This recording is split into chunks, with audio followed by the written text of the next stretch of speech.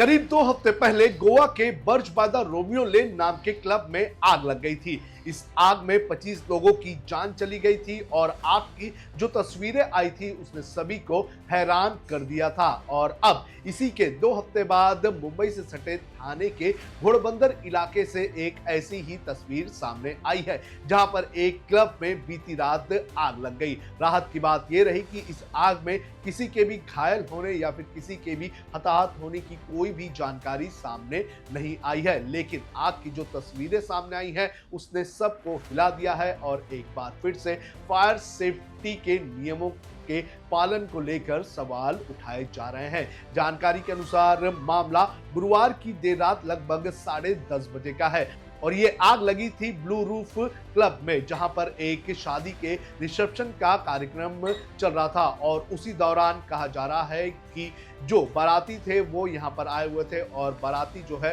वो बड़े पैमाने पर पटाखे फोड़ने का काम कर रहे थे। जो क्लब प्रशासन है उनका ये कहना है कि वो लगातार इन बारातियों को पटाखे फोड़ने से मना कर रहे थे। वो लगातार नियमों का हवाला देते हुए ये कह रहे थे कि जो नियम है उसके अनुसार आप पटाखे नहीं फोड़ सकते हैं। फिर भी जो बाराती थे वो यहाँ पर बड़े पैमाने पर पटाखे लेकर आए थे और पटाखे फोड़ने का काम कर रहे थे और उसी दौरान एक बड़ा जो पटाखा था वो जो है वो जलाया गया और जलाने के बाद वो ब्लू रूफ क्लब के गोडाउन में जा गिरा और वहां पर गिरने के बाद बड़े पैमाने पर आग लग गई। राहत की बात यह रही कि उस वक्त रिसेप्शन में इस ब्लू रूफ क्लब में 1000 से भी ज्यादा मेहमान मौजूद थे, लेकिन जो पटाखा था उसकी आग जो है वो इस ब्लू रूफ क्लब के जो गोडाउन है उसमें जा गिरी और इसकी वजह से जो गोडाउन है उसमें बड़े पैमाने का नुकसान हुआ है। जो मैनेजमेंट है इस क्लब का उसके अनुसार लगभग 4 से 5 लाख रुपए के सामान जो है वो जलकर खाक हो गए हैं। ब्लू रूफ क्लब में शादी और पार्टी का काम किया जाता है, ऑर्गेनाइज किया जाता है और यहाँ पर स्टाफ का ये कहना है कि जब से गोवा का मामला सामने आया है उसके बाद से ही यहाँ पर फायर क्रैकर्स बजाने पर पाबंदी लगाई गई है। हम आपको सुनाते हैं कि इस पूरे मामले पर आग पर काबू पाने के बाद डिजास्टर मैनेजमेंट टीम ने क्या कहा। तो जो है थाने के ब्लू रूफ क्लब में भीषण आग लगी थी, किस वजह से आग लगी थी, क्या अभी का स्टेटस है, कितने फायर ब्रिगेड की गाड़ियां है, कितना स्टाफ लगा है, क्या कहेंगे? आग का कारण तो कुछ बता नहीं सकते, लेकिन बड़े पैमाने में यहाँ पर आग लगी हुई थी। तो आपत्ति व्यवस्थापन विभाग में तत्काल कॉल किया गया तो फायर ब्रिगेड की टीम, आपत्ति की टीम यहाँ पर पहुंचकर आग को कंट्रोल किया गया है।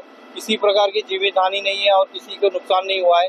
टाइम पर हमने एम्बुलेंस भी बुला के 108 की एम्बुलेंस भी यहाँ पर पहुंच गई और किसी को नुकसान नहीं हुआ है। सर भीषण आग थी काफी, क्योंकि शादी में 1,500 से 2,000 लोग भी आए थे, तो किसी को कुछ जख्म हुए, कोई कैजुअलिटी हुई है, क्या स्टेटस है अभी का? किसी को कुछ प्रकार का नुकसान नहीं हुआ है, कोई प्रकार की जीवित हानि हुई नहीं है।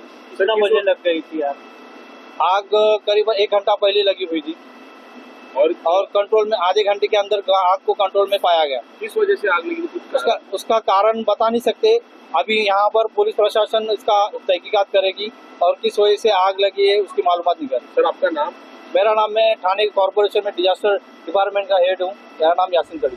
तो फायर ब्रिगेड ने और डिजास्टर मैनेजमेंट की टीम ने किस तरह से आधे घंटे के अंदर इस आग पर काबू पा लिया ये बता दिया, लेकिन इन्वेस्टिगेशन इस बात की भी चल रही है कि आग लगने का असल कारण क्या है। हालांकि जो मैनेजमेंट है वो बार बार ये कह रहा है कि जो फायर क्रैकर्स बजाए गए थे बारातियों की तरफ से उसकी वजह से ये आग लगी थी और अब जो ऑर्गेनाइजर है इस शादी का, यानी कि जिस परिवार का ये रिसेप्शन था शादी का, उसके खिलाफ मामला दर्ज करने का काम भी जो ब्लू रूफ क्लब है उसका मैनेजमेंट करने जा रहा है। आपको बता दें कि आने वाले कुछ दिनों में नए साल का जश्न मनाया जाना है और इस नए साल के जश्न में बड़े पैमाने पर लोग जो है क्लब्स में जाते हैं, होटल्स में जाते हैं, पार्टी करते हैं। तो ऐसे में फायर सेफ्टी के सवाल उठने लगते हैं और जिस तरह से गोवा का मामला सामने आया था उसके बाद बड़े पैमाने पर देश में फायर सेफ्टी के नियमों को लेकर सवाल उठाए जा रहे हैं और